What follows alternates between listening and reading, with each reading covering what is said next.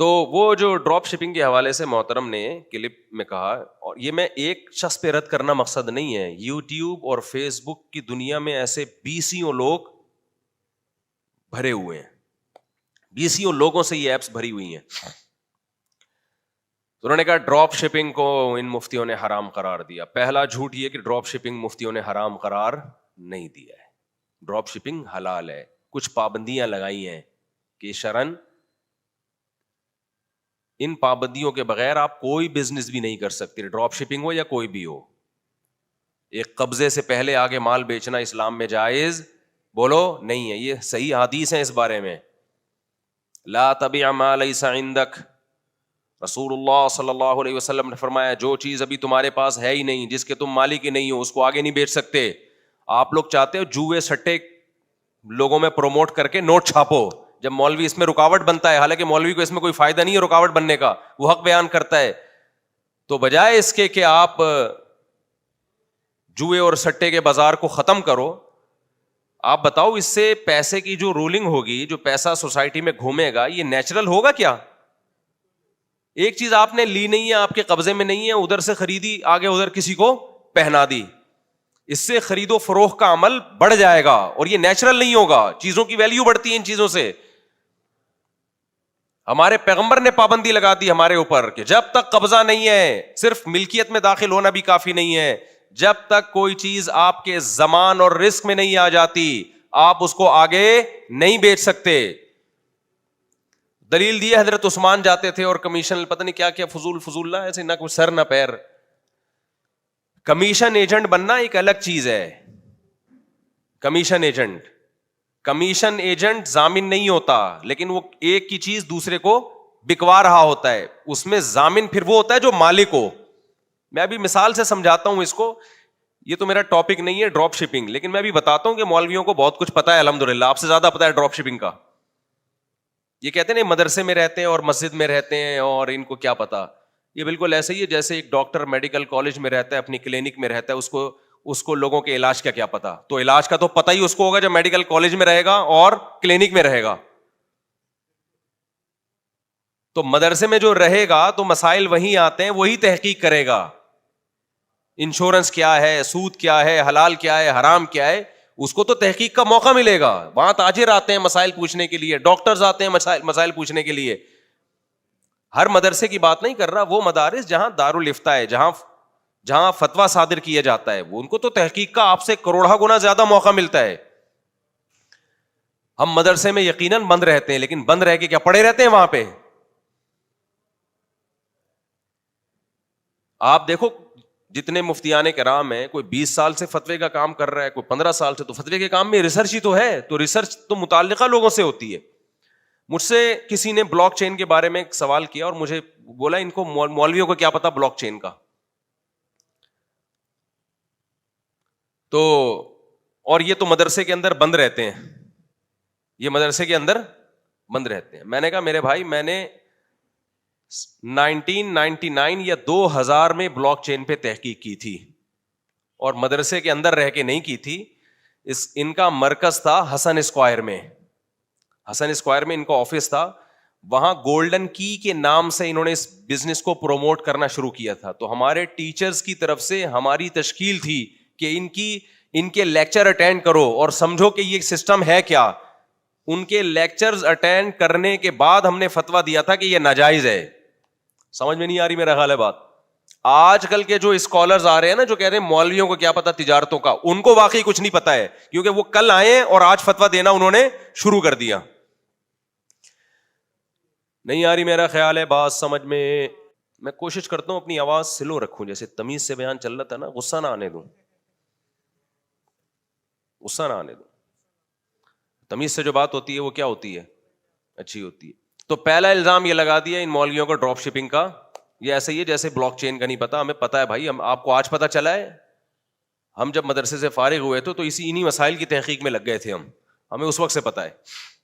نام چینج ہوتے رہتے ہیں, اس لیے بعض دفعہ کنفیوژن ہوتی ہے. بعض دفعہ مسائل لوگ پوچھتے ہیں کہ جی یہ بزنس کیسا ہے, ان کو ہم کہتے ہیں بھائی ہم سرچ کریں گے یہ ہے کیا, تو پتا چلتا ہے کہ یہ وہی پرانا ہے, نام کیا ہو گیا اس کا, چینج ہو گیا.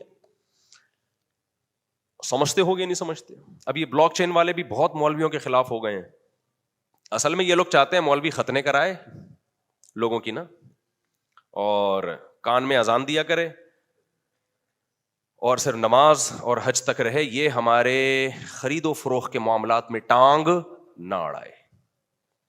تو مولوی ٹانگ نہیں اڑا رہا, خوب سمجھ لو. مولوی سے جب پوچھا جاتا ہے بتا دیتا ہے کہ یہ حلال ہے حرام ہے. ٹانگ اڑانا تو جب ہوتا ہے جب جا کے ہم آپ کو روک رہے ہوتے, تو یہ کام تو پولیس کا ہے, ہمارا تھوڑی ہے. پولیس نہیں کر رہی تو ہم کیوں کریں بھائی؟ ابھی تو ٹانگ اڑا نہیں رہے ہیں تو یہ حال ہے, اڑانا شروع کر دی تو کیا حال ہوگا. اور یہ الزام مولویوں پہ نیا نہیں ہے, بڑا پرانا الزام ہے. شعیب علیہ الصلوۃ والسلام نے جب قوم سے کہا نا کہ ناپ تول میں کمی نہ کرو, دیکھو اسلام تمام غیر اخلاقی کمانے کے طریقوں کو روک دیتا ہے, پابندی لگا دیتا ہے. جتنے بھی اسلام میں خرید و فروخت کے حکام ہیں نا, یہ حلال یہ حرام, وہ تمام احکام وہ ہیں جس سے ایک شخص کو تو بڑا فائدہ ہو رہا ہوتا ہے لیکن قوم کو نقصان ہو رہا ہوتا ہے. ان طریقوں پر اسلام نے پابندی لگائی ہے. اب جس شخص کو نقصان ہو رہا ہے, اگرچہ قوم کو فائدہ ہو رہا ہے, لیکن وہ شخص کو پھر مولویوں پہ غصہ آتا ہے کہ یار میں کلپ بنا کے ڈال رہا ہوں, ڈراپ شپنگ ہر طرح سے حلال ہے اور مجھے پیسے اس چیز کے مل رہے ہیں, اور ادھر مفتی طارق مسعود کا کلپ چلا دیا کہ قبضے سے پہلے بے کرنا کیا ہے, ناجائز ہے. تو پھر وہ مولویوں پہ اپنی ٹرک اتارے گا. تو بھائی ہم نے تو بتایا ہے نا حرام ہے, ہم کسی کے معاملات میں گھس کے تھوڑی کہہ رہے ہیں کہ تو حرام ہے تو کر کیوں رہا ہے, تو بتا دیا ہم نے. پوچھا لوگوں نے ہم سے پوچھا, ہم نے بتا دیا بھائی جائز نہیں ہے. یہ نہیں کہا کہ ڈراپ شپنگ ناجائز ہے, ڈراپ شپنگ میں جائز صورتیں بھی ہیں ناجائز صورتیں بھی ہیں. آپ یہ چاہتے ہو کہ تمام اسلام کی پابندیوں کو توڑ کر آپ حلال حرام کا فرق کیے بغیر, جیسے گورا فرق نہیں کرتا, گورے کے حلال حرام کا بس ایک کانسیپٹ ہے, دھوکہ نہ دو کسی کو. اسلام کہتا ہے صرف اتنا کافی نہیں ہے کہ دھوکہ نہ دو. کچھ تجارت کے طریقے ایسے, پیسہ سمٹ کے چند ہاتھوں میں آتا ہے, چند دن میں انسان کروڑ پتی بن جاتا ہے, لیکن کچھ لوگوں کا دیوالیہ ہو رہا ہوتا ہے اس میں. اسلام ان طریقوں پر پابندی لگاتا ہے. جوا کیوں حرام ہے اسلام میں؟ کچھ بھی نہیں کرنا پڑ رہا آپ کو, ایک دپل پہ ہے کہ یا تو اتنے پیسے آئے یا اتنے پیسے ڈوب گئے. 1 روپیہ کا جوا بھی اسلام نے حرام کر دیا, کیونکہ جہاں 1 روپے کا جوا ہوگا وہاں 1 ارب کا بھی ہوگا. سمجھ میں آ رہی ہے بات کہ نہیں آ رہی ہے؟ اب سودی نظام نے دیکھو پوری دنیا کو کس تباہی کے دہانے پر لا کے کھڑا کیا ہے. اسلام نے 1400 سال پہلے پابندی لگا دی. بھائی آپ دیکھو انویسٹر کیا کر رہا ہوتا ہے. یہ میں اس لیے کہہ رہا ہوں کہ یہ جو الزام لگا نا مولویوں کو نہیں پتا, تو آپ کو پتا چل جائے گا مولویوں کو آپ سے زیادہ پتا ہے. اب آپ دیکھو سودی نظام میں کیا ہے, 1 کروڑ روپے آپ نے انویسٹ کیے, آپ رسک نہیں لیتے, اور آپ کو ہر مہینے 5,000 یا 10,000 پروفٹ مل رہا ہے. کاروبار کرنے والے کو فائدہ ہو نقصان ہو اس سے آپ کو کوئی غرض نہیں ہوتی. انویسٹر پہلے سے مالدار ہوتا ہے, وہ مزید مالدار ہو جاتا ہے, اور جو محنت کرنے والا, جو بزنس میں محنت کرنے والا ہے, اس کی محنت کا کبھی پھل ملتا ہے کبھی نہیں ملتا. اور جو کروڑ پتی پہلے سے تھا, جس کو پیسوں کی ضرورت نہیں ہے, وہ ہر مہینے بیٹھ کے نوٹ چھاپ رہا ہے. اسلام نے کہا تیرے پاس اگر پیسہ ہے نا اور تو گھر میں بیٹھ کے پیڑے کھانا چاہتا ہے تو ٹھیک ہے, تجھے اجازت ہے گھر میں بیٹھ کے پیڑے کھا, لیکن ایک رسک تجھے لینا پڑے گا. جہاں انویسٹ کرے گا اگر اس کو لاس ہوا تو لاس اس کا نہیں ہے, لاس تمہارا ہے. جیسے پروفٹ اگر تمہارا ہے نا, پروفٹ میں شیئرنگ ہوگی. میں نے 1 کروڑ روپے زید کو دیے, اب اسلام پابندی یہ لگاتا ہے کہ 1 کروڑ آپ نے زید کو دیے, زید آئے گا جی مجھے 1 کروڑ روپے چاہیے, آپ کہیں گے کیوں چاہیے, وہ کہے گا جی میں نے بزنس کرنا ہے. اسلام کیا کہتا ہے, بھائی آپ اس سے کہیں بزنس میں آپ کی محنت ہوگی, میرا پیسہ ہوگا, پروفٹ ہوا تو اتنے پرسنٹ میرا, اتنے پرسنٹ آپ کا. یہ پروفٹ ہوا تو چونکہ آپ نے محنت بھی کی ہے, محنت کی ہے نا آپ نے, تو اس کا پرسنٹیج جتنی محنت کرو گے اتنی پرسنٹیج آپ کی بڑھتی چلی جائے گی. بھائی جتنا زیادہ پروفٹ ہوگا پرسنٹیج میں نفع اتنا ہی بڑھ جائے گا نا. ابے کیا ہو گیا, دیکھو 1 کروڑ روپے میں نے اس کو دیے, میں نے کہا بھائی تو 1 کروڑ پہ اگر 1 لاکھ کمائے گا تو 25,000 تیرا, 75,000 میرا, فرض کرو میں نے ایسے کہہ دیا. تو یہ جتنی محنت کرے گا اس کو محنت کا صلہ اتنا زیادہ ملے گا کہ نہیں ملے گا؟ پروفٹ بڑھے گا تو 25%, اگر 2 لاکھ کا نفع ہوا تو 25,000 کے بجائے 50,000 ہو گئے اس کے. میرا بھی پروفٹ ہو رہا ہے لیکن اس کا بھی بڑھ رہا ہے. لیکن اگر اس کو لاس ہوا تو اسلام کہتا ہے ٹوٹل لاس کس کا ہے؟ انویسٹر کا ہے. لاس میں یہ شریک نہیں ہوگا, اس میں اس مزدور کو فائدہ پہنچایا ہے. اس لیے کہ اس کے پاس تو پہلے ہی پیسہ نہیں ہے, یہ تو محنت کرنا چاہ رہا ہے, لاس اس کے اوپر ڈالو گے یہ تو بیڑا گرک ہو جائے گا بیچارے کا. لاس ہمیشہ انویسٹر کا ہوگا. سوال پیدا ہوتا ہے تو انویسٹر پہ ظلم ہے نا, کہ بھائی لاس اس نے کیا ہے, جان کر کیا ہو تو ایک الگ بات ہے, پھر ضامن ہوگا. لاس سے مراد ہے کہ قدرت کی طرف سے پروفٹ ہو ہی نہیں رہا. ہر کاروبار میں انسان کی محنت کا اثر نہیں ہوتا. بعض دفعہ کسٹمر اللہ بھیج دیتا ہے, بعض دفعہ اللہ نہیں بھیجتا. اس نے خود ضائع کیا وہ تو ایک الگ بات ہے, وہ تو امانت میں خیانت ہے. اب سوال پیدا ہوتا ہے جی اس لاس انویسٹر کیوں اٹھا رہا ہے, اس میں انویسٹر کا کیا نقصان ہے؟ ہم یہ کہتے ہیں جب تو گھر بیٹھے پیڑے کھا رہا ہے نا, تو گھر بیٹھے پیڑے کھانا اسلام میں آسان نہیں ہے. رسک لینا پڑے گا تو پیڑے کھانے کی اجازت ہے, تاکہ لوگ کم سے کم انویسٹ کریں پیسہ. ان کو پتا ہو کہ آج لوگ میرے پاس آتے ہیں کہ مفتی صاحب ہم تو کسی کو پیسہ انویسٹ کرنا چاہتے ہیں نا, ہمیں تو ہر مہینے 20,000 روپے چاہیے. میں کہتا ہوں لاس میں شریک ہو اس کے ساتھ. تو وہ کہتے ہیں اگر بھائی وہ تو پیسے لے کے بھاگ جائے گا. لوگ ہمیں کہہ رہے ہوتے ہیں وہ تو لاس ہی دکھاتا رہے گا. اس کا جواب کیا ہے؟ پھر انویسٹ نہیں کرو. پھر کیسے کمائے؟ خود محنت کرو جا کے. تو پیسوں کی رولنگ کو روکا ہے اسلام نے, جو غیر فطری رولنگ ہے. سمجھتا نہیں ہے نا بات کو. اب جب ظاہر ہے جس کے مفاد پہ زد پڑ رہی ہے نا, جو حرام کا جن کو منہ میں نوالا چلا گیا ہے, سود خوروں کو, ان کو تو مولویوں سے تکلیف بولو ہوگی کہ یار ہم آرام سے گھر بیٹھے کما رہے ہیں, 1 کروڑ اس کو دیا اور منتھلی اتنا پیسہ آ رہا ہے, اور یہ کہہ رہے ہیں کہ نہیں بزنس میں شرکت ہوگی, پھر وہ بزنس کا پورا پروفٹ شو کرے گا, جتنا شو کرے گا اس کے حساب سے پرسنٹیج آپ کے پاس. اب ہے اتنی ٹینشنیں کون لے؟ تو ان ٹینشنوں کا فائدہ یہ ہے کہ پھر آپ انویسٹ کرو گے نہیں. آپ بولو گے میں اپنی دکان خود چلاؤں گا, میں ٹھیلا خود لگاؤں. گھر بیٹھ کے پیڑے کھانے کا سسٹم آہستہ آہستہ کیا ہوگا؟ وہ کم ہوگا. ہر آدمی محنت کرے گا. بینک کیسے نوٹ چھاپ رہے ہیں پتا ہے نا آپ کو؟ وسیم سے 1 کروڑ روپے لیے اور 2 لاکھ سود پہ قائبور, مجھے نہیں پتا ابھی کیا چل رہا ہے آج کل. ادھر سے وسیم سے لیے 2 کروڑ روپے اور اٹھا کے ادھر پکڑا دیے. اس کو بولا کہ ہم تمہیں 1 کروڑ روپے لیے, بولا ہم تمہیں 2 لاکھ دیں گے. ادھر سے اٹھا کے آگے غفار کو پکڑا دیے یہ 1 کروڑ, اور بولا ہم تم سے 4 لاکھ لیں گے. وہ 4 لاکھ ان کو دے رہا ہے اور یہ 2 لاکھ اٹھا کے وہاں پکڑا رہے ہیں. سمجھ میں آ رہی ہے بات؟ اور بیٹھے بیٹھے پیڑے کھا رہے ہیں. جب مولوی کہے گا یہ سود حرام ہے, اور مولوی خود تھوڑی کہہ رہا ہے, مولوی تو قرآن کی آیتیں پیش کر رہا ہے. پیغمبر صلی اللہ علیہ وسلم جو نہ لکھنا جانتے تھے نہ پڑھنا جانتے تھے. اگر محمد صلی اللہ علیہ وسلم لکھنا پڑھنا جانتے ہوتے, بہت زیادہ آپ نے دنیاوی لحاظ سے ایجوکیشن حاصل کی ہوتی, تو آج کل کے جتنے فلاسفر ہیں وہ کہتے ہیں اصل میں ایکچولی انہوں نے ایجوکیشن حاصل کی تھی, اس ایجوکیشن کے نتیجے میں ان کی یہ رائے بنی تھی, تو ہم ان کی رائے سے متفق نہیں ہے. اللہ نے اپنے حبیب صلی اللہ علیہ وسلم کو نہ لکھنے دیا نہ پڑھنے دیا, تاکہ آپ جو کچھ کہیں لوگوں کو یقین آ جائے کہ اس میں ان کی رائے کا کوئی دخل نہیں ہے. یہ خدا کا پیغام ہے جو محمد صلی اللہ علیہ وسلم کے ذریعے لوگوں تک پہنچایا جا رہا ہے,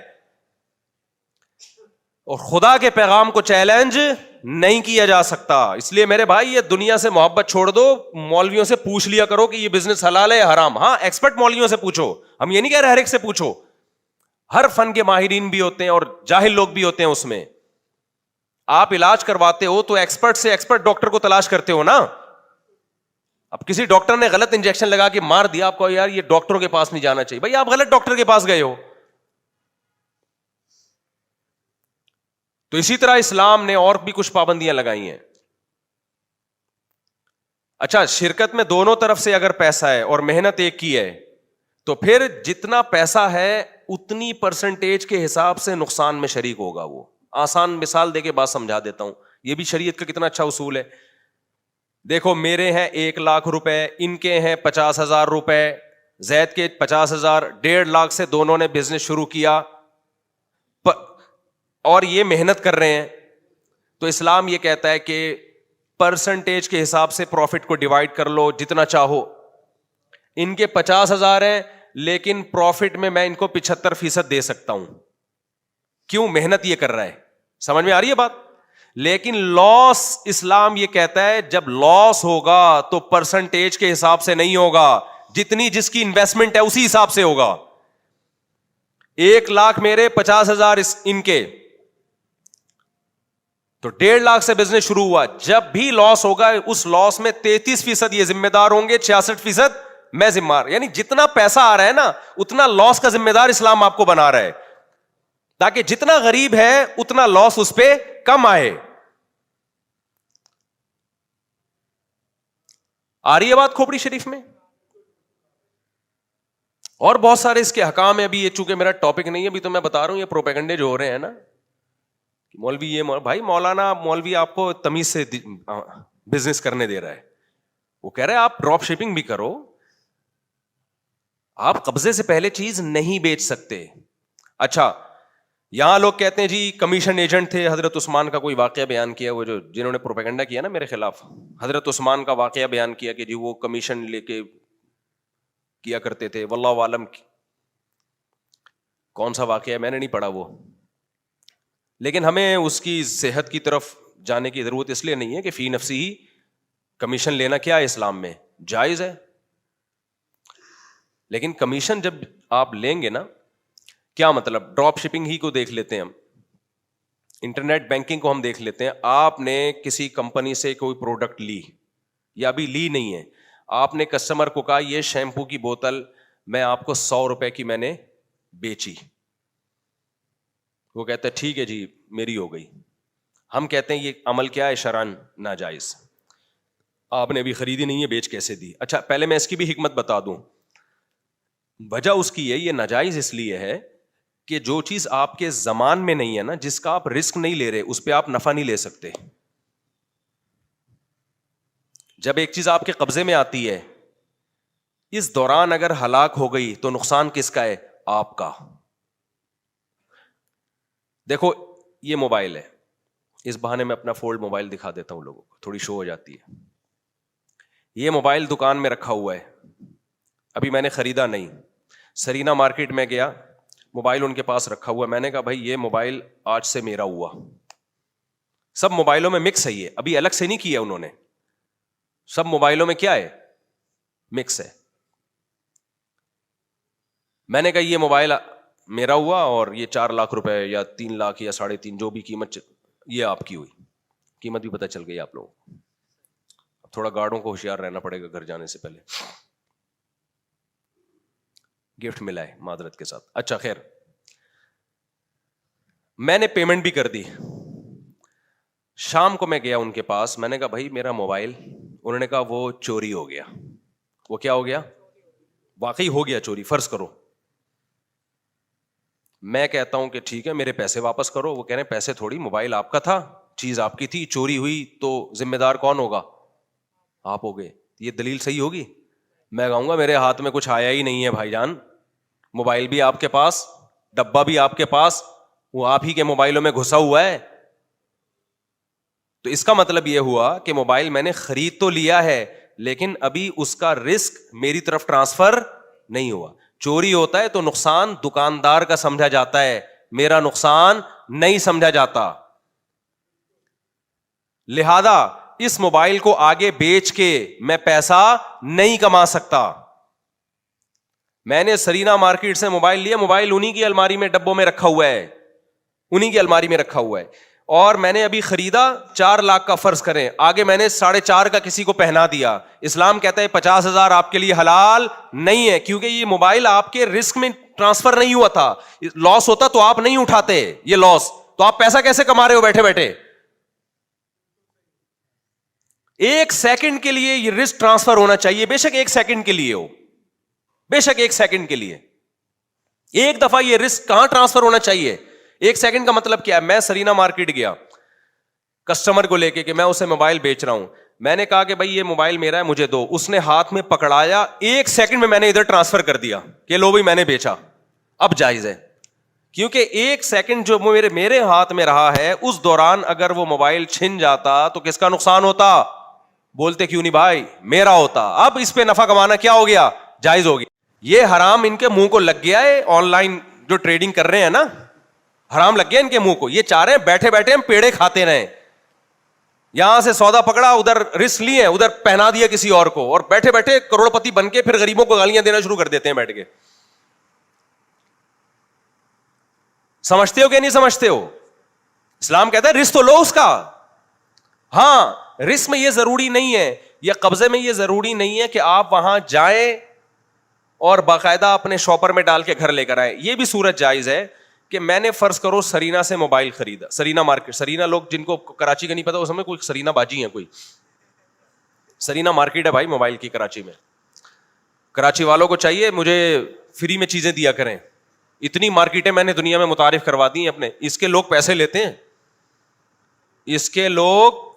اب مجھے پتا چلا کچھ یوٹیوبرز ہیں جن کے ولاگس ہیں, انہوں نے بتایا کہ ہم 1 منٹ کا کسی کا ایڈورٹائز چلاتے ہیں نا, یہ پروموٹ کرتے ہیں, 20 30 لاکھ روپے لے رہے ہوتے ہیں. سمجھتا ہے بات کو, اور ہم فری پھوکٹ میں. تو سرینا مارکیٹ ہے یہاں پہ کراچی میں. اب آپ وہاں گئے, اچھا ہے کراچی کی مارکیٹیں پروموٹ ہو, شاید کراچی کے کچھ حالات اچھے ہو جائیں اسی بہانے. ہم تو چاہتے ہیں کراچی ترقی کرے یار. آپ گئے مارکیٹ, کراچی جو ہے نا پورے ملک کو 70% جو آپ کا خرچے پورے ہو رہے ہیں نا پورے ملک کے ایکسپینسز, وہ کراچی سے ہو رہے ہیں 70%. 30% باقی کما کے دے رہا ہے آپ کو. یہ بھی ہلکی رپورٹ نہیں ہے, ماہرین کی رپورٹ ہے. ایک اور طریقہ یہ ہے کہ میں گیا سرینا مارکیٹ, میں نے کہا بھائی یہ موبائل اتنے کا میرا ہوا, یہ لو, یا پیسے دیے یا نہیں دیے اس سے کوئی فرق نہیں پڑتا, پیسے تو بعض دفعہ ادھار بھی ہوتے ہیں. میں نے کہا یار یہ جو ڈبہ ہے نا اب یہ میرا ہے, اس کو تھوڑا سا نکال کے کیا کر دو, الگ کر دو. ڈبوں میں مکس تھا, اس نے میرا والا موبائل نکال کے, بھائی مفتی صاحب یہ آپ کی امانت ہے, میرے ہاتھ میں نہیں پکڑایا لیکن وہاں کیا کر دیا اس نے, الگ کر دیا, بھائی یہ آپ کی امانت ہے. اب جب الگ کر دیا نا تو اس کا مطلب کیا ہے, تو یہ رسک میں منتقل ہو چکا ہے. اب اگر چھینے کا بولے گا, بھائی چھیننے کا مطلب یہ دکان میں کوئی حادثہ ہو گیا, آگ لگ گئی, ڈکیتی ہو گئی, بولے گا بھائی مفتی صاحب ہم نے تو آپ کا موبائل نکال کے آپ کے سامنے کر دیا تھا, آپ کا ہے, آپ نے خود ہی نہیں اٹھانے آئے تو ہماری ٹینشن نہیں ہے, آپ لے جاتے, ہم نے تھوڑی منع کیا تھا. بعض دفعہ یہ ہوتا ہے بندہ کہتا ہے یار یہ میرا موبائل ہے لیکن اپنی شاپ پہ رکھو, یہ الگ کر دیا نا آپ نے, بس یہ پتہ چل گیا یہ والا ڈبہ کس کا ہے, یہ والا ڈبہ میرا ہے, کیونکہ ڈبے تو سارے سیم ہوتے ہیں نا, تو یہ الگ کر دیا, یہ والا میرا ہے, اس پہ چاہے نشان بھی لگا دیں یا کچھ بھی, تو مجھے ذرا کام ہے, ذرا گولے گنڈے کھا کے آ رہا ہوں میں. ہوتا ہے نا, آپ بازار میں جاتے ہو خریدتے ہو, یار میں ذرا برگر کھا کے آ رہا ہوں, یار وہ بریانی کی ہے, آپ یہ پکڑو, میں اس دوران چھن گیا تو نقصان چونکہ میرا ہے, لہذا میں اس موبائل کو آگے بیچ سکتا ہوں. تو پتا چلا اصل قبضہ نہیں ہے, اصل چیز کیا ہے, رسک ٹرانسفر ہو جائے. تو جب تک اس کنڈیشن میں نہیں ہوگی کوئی چیز, اس وقت تک آپ آگے فروخت نہیں کر سکتے. اب علماء کی ایک اچھی عادت یہ ہے کہ جب وہ کسی چیز کو ناجائز کہتے ہیں تو اس کا آلٹرنیٹ بھی بتاتے ہیں. بعض دفعہ آپ قبضہ نہیں کر سکتے کسی چیز پہ, تو علماء اس کے 3 آلٹرنیٹ بتاتے ہیں آپ کو. بھائی پہلا آلٹرنیٹ تو یہ کہ خود قبضہ نہ کریں, آپ جس کو بیچ رہے ہیں نا اس کو کہیں کہ تم میری طرف سے قبضہ کرو, اس دوران چیز ہلاک ہو گئی تو نقصان میرا ہے, تمہارا نہیں ہے. قبضہ کرنے کے بعد یعنی میرے لیے خریدو, قبضہ کرو, اس کے بعد پھر نئے سرے سے خرید و فروخت کا عمل ہوگا, میں تمہیں یہ چیز بیچ دوں گا. اس پر میں کئی دفعہ بیانات کر چکا ہوں, یہ میرا ابھی ٹاپک نہیں ہے. جمعے کے دن لوگ واض و نصیحت سننے کے لیے آتے ہیں, فقہی مسائل سیکھنے کے لیے اس مجلس میں نہیں آتے, اس لیے میں اس کو جلدی فارورڈ کر رہا ہوں.